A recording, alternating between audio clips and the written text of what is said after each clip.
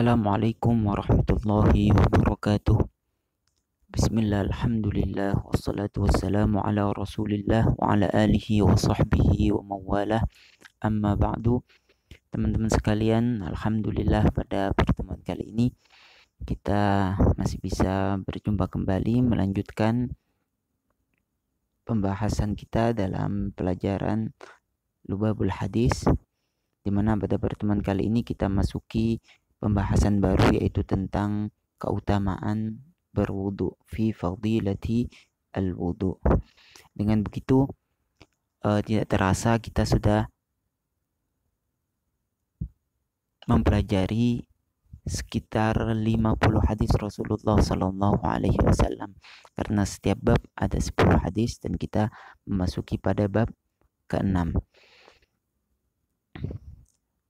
Sebelum kita jauh membahas hadis-hadis tersebut, terlebih dahulu seperti biasa kita membaca surat Al-Fatihah. Kita hadiahkan kepada muallif, penulis atau yang mengumpulkan hadis-hadis ini, yaitu Imam As-Suyuti, dan juga kepada guru-guru kita, wa ila jami'i masyayikhina wa walidina, anallah yu'idu alaina barakatihim asrari manwari ma'lumi bidin wa dunya wal akhirah, wa ila hadratin Nabi Muhammadin sallallahu alaihi wasallam. Al-Fatihah. A'udzu billahi minasyaitonir rajim. Bismillahirrahmanirrahim. Alhamdulillahirabbil alamin, arrahmanir rahim, maliki yaumiddin. Iyyaka na'budu wa iyyaka nasta'in. Ihdinas siratal mustaqim, siratal ladzina an'amta 'alaihim ghairil maghdubi 'alaihim waladdallin. Amin. Al-babus sadisu fi fadilatil wudu. Bab ke-6 tentang keutamaan berwudu. Jadi ini kaitannya dengan kegiatan sehari-hari yang telah kita lakukan. Ini sudah menjadi kebiasaan kita sebelum mau sholat, sebelum mau ngaji. Mungkin di antara kita tidak sadar bahwasannya apa yang kita lakukan dalam setiap aktivitas kita sebelum sholat, yaitu berwudu. Sebelum membaca Al-Quran kita juga berwudu. Itu ada banyak rahasia-rahasia atau keutamaan-keutamaan yang tidak kita sadari. Kita mempelajari hadis-hadis ini agar kita sadar betul bahwa apa yang kita lakukan itu tidak sia-sia atau tidak ada makna dalam aktivitas tersebut. Jadi ini tujuan kita dari pembahasan pada bab ke-6 ini, fi fadilati al-wudu, dalam keutamaan berwudu. Seperti biasa, mari kita salin makna yang akan saya sampaikan. Bismillahirrahmanirrahim. Qala an-nabiy sallallahu alaihi wasallam, man tawadda'a lis-salati fa ahsana al-wudu thumma qama ila as-salati fa innahu yakhruju min khati'atihi ka yaumi waladatsu ummuh. Man tawadda'a, barang siapa yang berwudu. Man tawadda'a, barang siapa berwudu, lis-salati, untuk mengerjakan salat. Jadi tujuan salat, wudunya tadi untuk melakukan salat. Fa ahsanal wudu, kemudian ia menyempurnakan atau membaguskan wudunya. Fa ahsana, kemudian ia menyempurnakan atau membaguskan al-wudu, wudunya. Thumma qama, kemudian thumma qama ila sholati, kemudian menunaikan salat. Kemudian ia menunaikan salat. Apa jawabnya? Fa innahu, maka sesungguhnya dia, yakhruju, keluar, min khati'atihi, dari kesalahannya, kayaumi waladatsu ummu, kayaumi, seperti saat, waladatsu, melahirkannya, ummuhu, ibunya. Jadi seperti saat ia dilahirkan, awal kali dilahirkan. Jadi masih seperti bayi lahir. Ini diantara fadilahnya orang yang berwudu. Kemudian pada hadis yang kedua, wa qala an-nabiy sallallahu alaihi wasallam, man tawadda'a lis-salati, man, barang siapa, tawadda'a, berwudu, lis-salati, untuk mengerjakan salat, wa shalla, kemudian dia salat, kaffara, maka meleburkan, Allahu Allah, dzunubahu, dosa-dosanya. Dosa yang apa? Dosa yang kapan yang ia lakukan? Dzunubahu, dosa-dosanya, ma bainahu, di antara solat tersebut, wa bainas salatil ukhra, dan antara solat-solat yang lain, allati taliha, yang mengikutinya. Saya ulangi lagi, kafarallahu, maka Allah akan meleburkan atau menghapuskan dzunubahu, dosa-dosanya. Dosa yang kapan dilakukannya?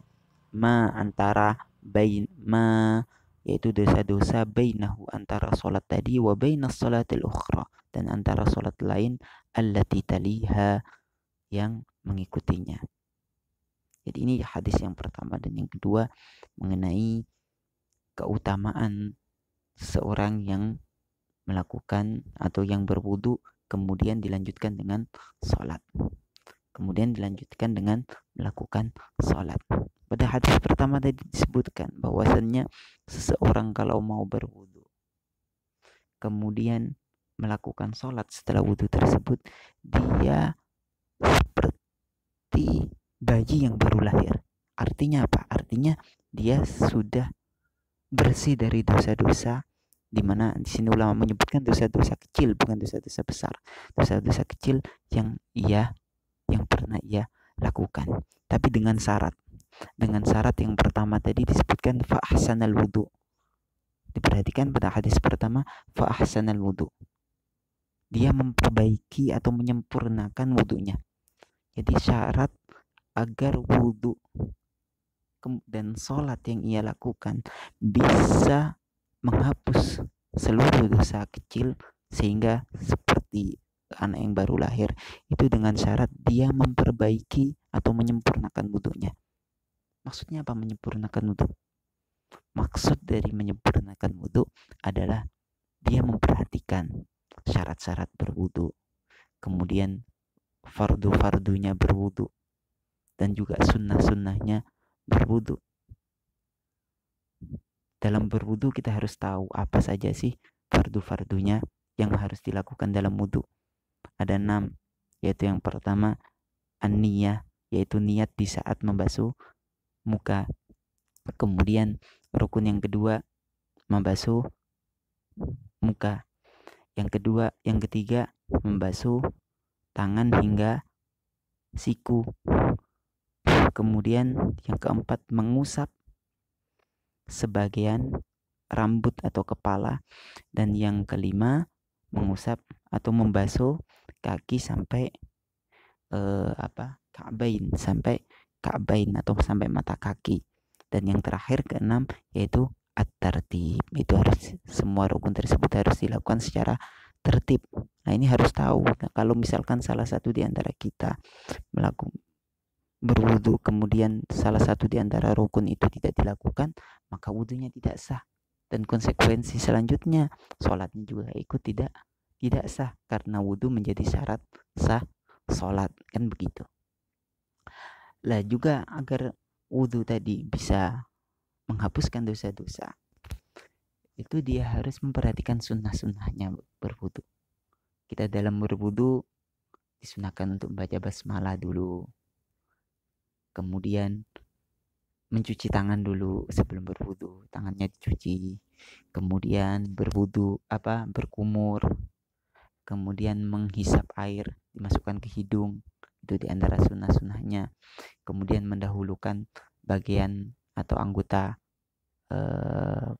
wudu dari bagian yang kanan dulu, kemudian kiri, kemudian mengusap seluruh kepala, bukan hanya sebagian kepala. Kalau sebagian kepala itu fardu atau wajib, tapi kalau keseluruhan kepala itu hukumnya sunnah. Lah sunnah-sunnah ini juga harus diperhatikan agar wudu dan sholat tadi bisa menghapuskan dosa itu. Jadi wudu, syarat-syaratnya, rukun-rukunnya, sunnah-sunnahnya harus diperhatikan. Dan juga penting untuk saya sampaikan bahwa ketika berwudu kita juga harus, di antara adabnya itu kita harus menghadirkan di dalam hati kita bahwasannya ketika berwudu itu itu kita mau menghadap siapa? Mau menghadap Allah Subhanahu wa taala. Makanya ketika berwudu kita harus khusyuk sebagaimana kita sholat, menghadirkan makna tadi di dalam hati kita. Kita mau sholat, mau menghadap Allah Subhanahu wa taala. Nah, kalau sudah begitu, insya Allah wudhu kita dan sholat kita akan memberikan dampak besar, yaitu bisa menghapus dosa-dosa kecil kita sehingga kita seperti terlahir kembali. Begitu. Jadi air wudhu yang kita pakai itu merontokkan atau meleburkan dosa-dosa kecil yang pernah kita lakukan. Makanya itu dikisahkan bahwasannya Imam Abu Hanifah itu pernah sekali waktu melihat seseorang yang sedang berwudu, dan sisa air wudu tersebut itu bercucuran seperti darah. Itu warnanya merah. Ini sebagai bentuk kasyaf beliau. Makanya beliau mengatakan air sisa wudu itu hukumnya najis. Padahal kalau dalam mazhab kita, mazhab Imam Syafi'i, air wudu itu masih suci, akan tetapi mustakmal, tidak bisa dijadikan wudu. Tapi kalau menurut Imam Abu Hanifah, karena suatu ketika ditampakkan oleh Allah fenomena begitu, beliau mengatakan air sisa wudu itu tidak hanya mustakmal, akan tetapi hukumnya najis. Karena beliau melihat sendiri ada orang wudu, sisa air wudunya yang keluar malah darah atau kotoran dari dosa-dosa yang pernah ia lakukan. Lah, kisah-kisah seperti ini ya, ini memberikan kesadaran, memberikan manfaat kepada kita bahwa dalam berwudu itu perlu kita menghadirkan makna-makna atau makna-makna itu, sehingga kita dalam berwudu benar-benar kita tahu apa sih yang kita lakukan ini. Dan apa manfaat dari apa yang kita lakukan. Begitu. Dan ini merupakan anugerah besar juga dari Allah Subhanahu wa taala. Ini anugerah besar kita hanya dengan berwudu. Nah, wudu ini kan perkara yang termasuk sederhana dan mudah untuk dilakukan. Akan tetapi sulit kalau tidak kita biasakan. Maka saya berharap ya untuk saya sendiri dan teman-teman sekalian, ketika berwudu kita perhatikan makna apa, rukun-rukunnya, sunnah-sunnahnya. Kemudian kita hadirkan bahwa dalam kita berwudu kita mau menghadap Allah Subhanahu wa taala.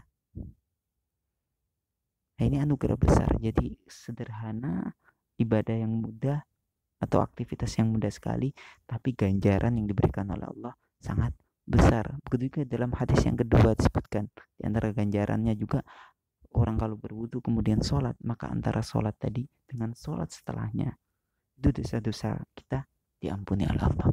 Nanti kita masuk sholat lagi asar, misalkan kita berwudu, dihapus lagi sholatnya sampai maghrib wudu lagi, dihapus dosa kita sampai isya, begitu seterusnya. Dengan begitu 24 jam dosa-dosa kecil kita dihapuskan oleh Allah Subhanahu wa taala. Selanjutnya pada hadis yang ketiga, waqala sallallahu alaihi wasallam, man nama ala wudu'in, man nama barang siapa nama tidur ala wudu'in dalam keadaan wudu, fa adrakahul mautu, kemudian mendatanginya al mautu, kematian, fi tilkal lailati, dalam malam tersebut, fahuwa, maka dia indallahi, di sisi Allah, syahidun, dianggap orang yang mati syahid. Jadi orang kalau misalkan sebelum tidur dia wudu terlebih dahulu, artinya wudunya dalam keadaan suci, kemudian ditakdirkan oleh Allah pada malam itu dia meninggal dunia, maka dia di sisi Allah dianggap sebagai orang yang mati syahid. Artinya orang yang punya derajat yang tinggi di sisi Allah Subhanahu wa taala. Dan itu dikisahkan dalam kitab Ihya. Kitab Ihya itu kitab yang ditulis oleh Imam Al-Ghazali. Di situ diceritakan atau diriwayatkan bahwasanya Rasulullah Shallallahu Alaihi Wasallam menyebutkan ketika seseorang tidur dalam keadaan berwudu, itu ruh dia itu bisa mencapai arsy, bisa melalang buana hingga mencapai arsy.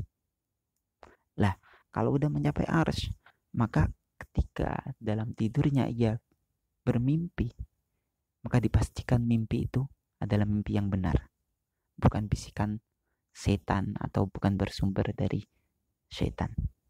Makanya guru-guru saya dulu sempat bilang, diantaranya itu Sidi Syekh Mar'i, guru saya namanya Syekh Mar'i, itu beliau mengatakan di antara ciri-ciri mimpi seseorang itu benar, bukan berasal dari bisikan setan atau yang lainnya. Itu ciri-cirinya. Ini perhatikan teman-teman. Jadi kalau kita pengen tahu mimpi kita ini mimpi beneran atau dari jin atau dari setan, itu kita bisa melihat pada saat itu kita tidurnya dalam keadaan suci atau tidak.